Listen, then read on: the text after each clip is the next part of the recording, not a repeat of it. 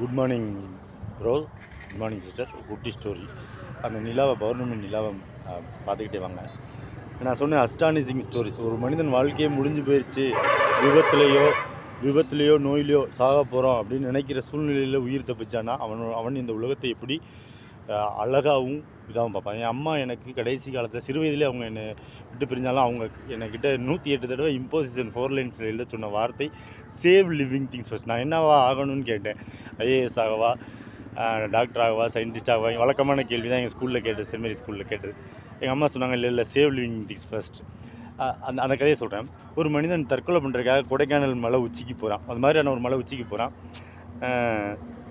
குதிக்க போகிறான். அப்போதைக்கு திடீர்னு அவனுக்கு ஸ்மோக் பண்ணணும், சிகரெட் குடிக்கணும்னு ஆசை வந்துருச்சு. சரி, சிகரெட்டை குடிச்சிட்டு போய் தற்கொலை பண்ணுவோம்னு தற்கொலை பார்க்கில் போய் நிற்கிறான். அந்த சிகரெட்டை கொடுத்தோன்னா அவன் மனமாற்றாயிட்டான். இப்படி தான் இது நான் சொன்னது ஆவணப்படுத்தப்பட்ட சில சிறுகதை தொகுப்பு பன்மொழியில் இருந்து நான் சொல்லிகிட்டே இருக்கேன். இதே போல் ஒவ்வொருவரோட வாழ்க்கையிலுமே இப்போ அப்துல் கலாம் எடுத்துக்கிட்டிங்கன்னா வாழ்க்கையை அவர் வந்து பைலட் ஆகணும்னு ஆசை. அவரோட விங்ஸ் ஆஃப் ஃபயர் புக்கில் சொல்லியிருக்காரு. பைலட் ஆகணுன்ற அவர் ஆசை. டெல்லிக்கு போகிறாரு, அதில் தோற்று போயிடுறாங்க. அந்த எக்ஸாமில் அப்துல் கலாம் ஐயா வந்து செலக்ட் ஆகலை. மன விரக்தியோடு போய் பத்தமட பாய்க்கு புகழ்பெற்ற சிவானந்த ஆசிரமத்தில் போய் உட்காடுறாங்க. சிவானந்தர் சொல்கிறார், இது கிடைக்கல என்ன, கடவுள் இதை விட ஒரு மிகச்சிறந்த ஆகச்சிறந்த வேலைக்கு உங்களை படைச்சிருக்காருன்னு சிவானந்தர் அப்துல் கலாமிடம் சொன்னதை அவரோட அக்னிச்சிறைகள் விங்ஸ் ஆஃப் ஃபயர் ஆட்டோபயோகிராஃபியில் பார்க்கலாம்.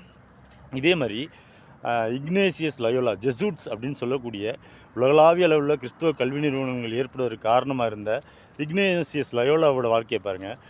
உலகப் போரில் அவர் கலந்துக்கிட்டு, போர் வீரராக கலந்துக்கிட்டு, அவர் கை காலெலாம் வெடித்து துண்டு துண்டாக போய் படுத்த படுக்கையாகிறார். நம்மளால் இனிமேல் வாழ்க்கைக்கு பிரயோஜனமே இல்லை யாருக்கும் அப்படின்ற சூழ்நிலையில் அவர் பைபிள் எடுத்து படிக்கிறாரு. அவருக்கு தோணுது கல்வியால் உய்வுக்கு மனிதம் அப்படின்னு ஒரு உள்ளுணர்வு வந்து கல்விக்கூடங்களில் ஜெசூட்ஸ் பள்ளிகளை உலகளாவிய அளவில் இக்னேசியஸ் லயோலா ஏற்படுத்துகிறாங்க. இது ஒரு அஸ்டானிசிங்கான மூமெண்ட்டு.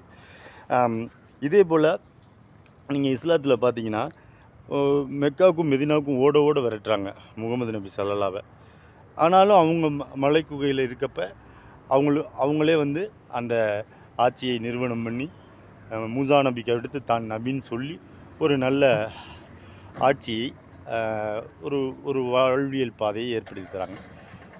இதே போல் தான் யூதர்களில் வந்து ஹிட்லர் வந்து மெயின் கேப் புத்தகத்தில் சொல்லியிருக்காங்க, நான் பிறந்த ஊரில் மார்வாடிக்கு எப்படி நம்ம ஊரில் மார்வாடிகளை, அதாவது வெளியூருக்காரங்கெல்லாம் நம்ம சொத்து பத்தெல்லாம் கைப்பற்றி உள்ளூர்காரங்க பஞ்ச பரதேசியாக இருந்தால் எப்படி கோபம் வரும், அந்த கோபம் தான் ஹிட்லருக்கு யூதர்களுக்கு எதிராக அவர் வந்து படையெடுப்பதற்கு காரணமாக இருந்துச்சு அப்படின்னு சொல்கிறாங்க. அந்த பாதிக்கப்பட்ட யூதர்களில் ஒருவராக இருந்து தப்பிச்சு அமெரிக்காவுக்கு போனவர் தான் ஐன்ஸ்டீன்.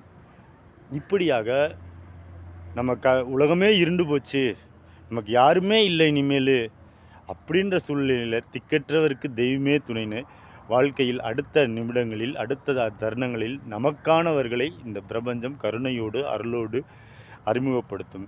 இதோட வாழ்க்கை முடிஞ்சு போச்சுன்னு யாராவது முடிவுக்கு வந்தாங்கன்னா அவர்களுக்கு இது பயனுள்ள விதத்தில் இருக்கும் அப்படின்ற என் சிற்றறிவு கேட்டின இந்த ஸ்டோரிஸை அடுத்தடுத்து நான் என் சிற்றறிவு கேட்டின வரையும் பகிர்ந்துக்கிறேன். பிள்ளை பொறுத்தவர்களுக்கு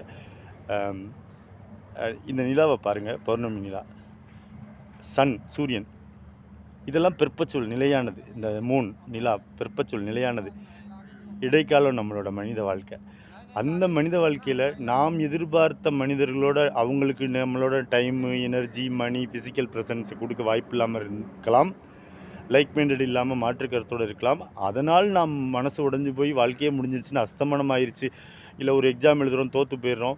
இப்படி எந்த சூழ்நிலையிலையும் ஹாண்டட் பை ஃபெயிலியர்ஸ், தோல்விகளால் நாம் சுருண்டு போயிருக்கும்போது நான் சொல்கிற யூனிவர்சல் கிரேஸ், பிரபஞ்சம் கருணையோடு அருள் புரிந்து நமக்கானவர்களை, நம்மளோட ஒத்த கருத்துடையவர்களை, கான்சன்சஸ் ஐட்டமானவர்களை நமக்கு அறிமுகப்படுத்தி வாழ்வின் புது புது அதிசயமான புத்துயிரான சாளரங்களை திறந்து நமக்கான புத்து உலகத்தை